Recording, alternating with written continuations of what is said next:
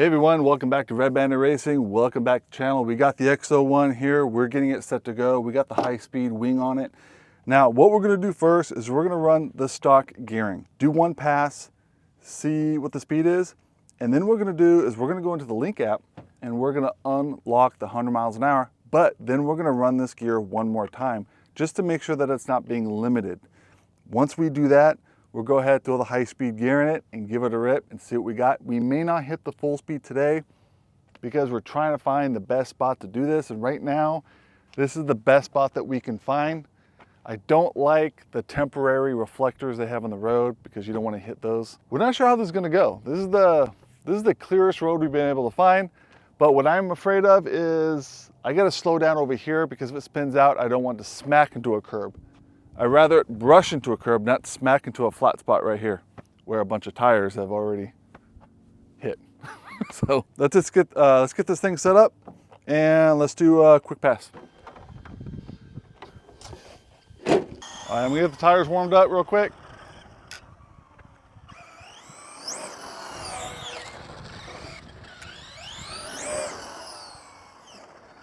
Turn TSM off. Ooh, TSM off really acts bad.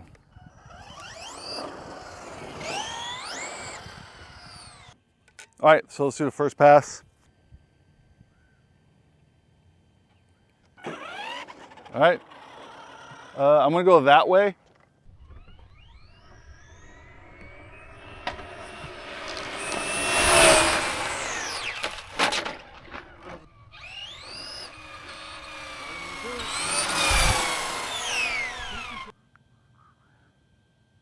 All right, 53 miles an hour with it still locked, the low speed gear. So that's really not bad. I think that's kind of what they advertise anyway. So it was between 50 and 55, I thought. I don't like this road.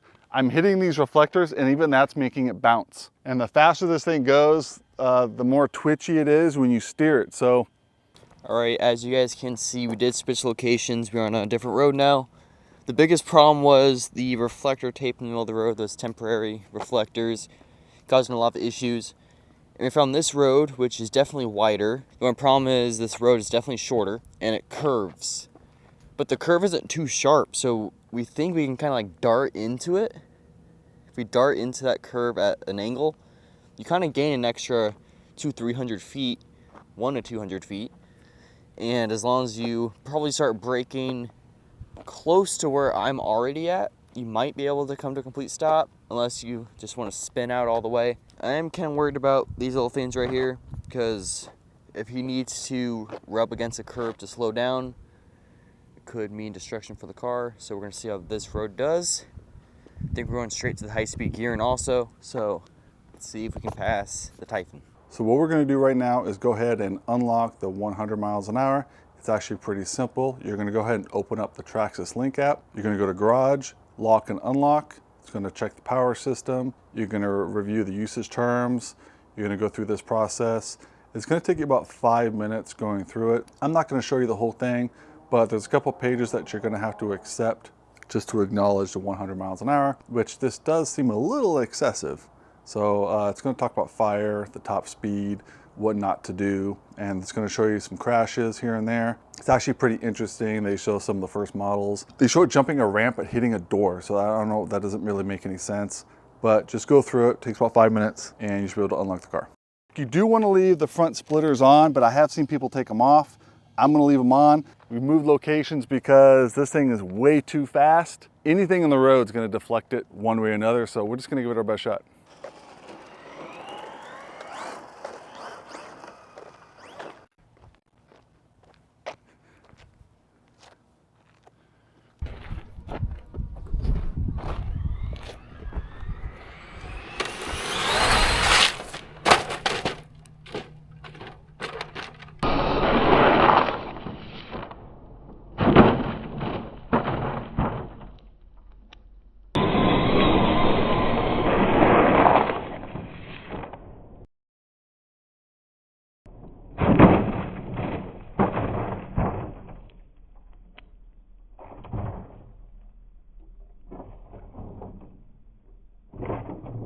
All right, so we got that fixed, but not completely fixed. This popped loose. We broke the chassis on this side, the plastic chassis, so that's gonna have to get replaced. Body got banged up pretty bad, but everything else stuck in. Yeah, body's pretty banged up. So let's see what the speed went when we crashed. 73 miles an hour. 73 miles an hour. That was a bad crash, guys.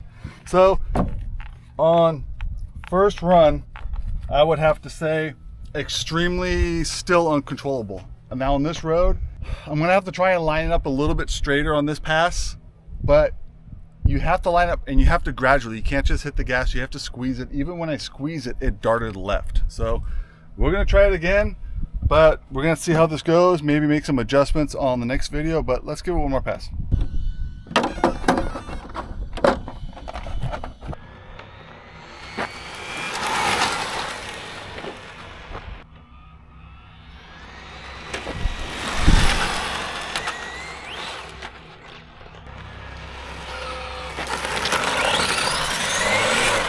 So we're gonna do kind of a short pass, keep it straight, and then maybe get a little top speed towards the end, just because there's a lot of pebbles and it's just spinning out really easily. So we gotta find a smoother spot to do this. So let's give it a shot.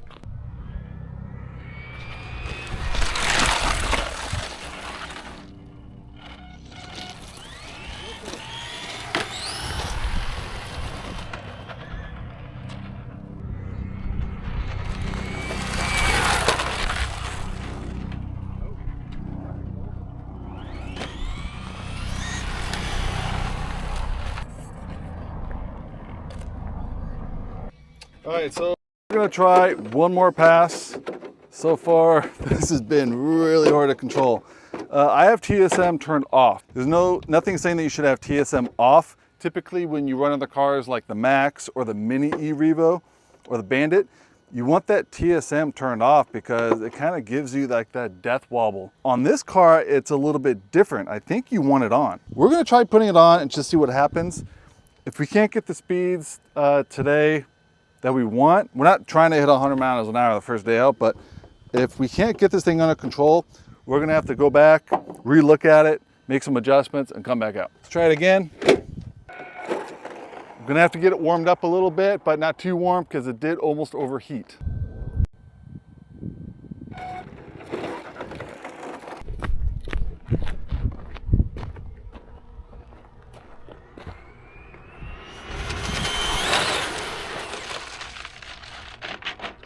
There you go. Check the speeds. 74. 74, it's not bad for a little burst. I'm not sure, we're gonna have to let it cool down. Before we can do the pass, we can check it real quick. Unfortunately, it's kind of hard to check it with this body, but actually it's not that bad. We could probably do one more. This is definitely hindering the speed right here. So we're definitely gonna have to buy a new body, but let's give it one more go. Now that the TSM seemed to help a little bit.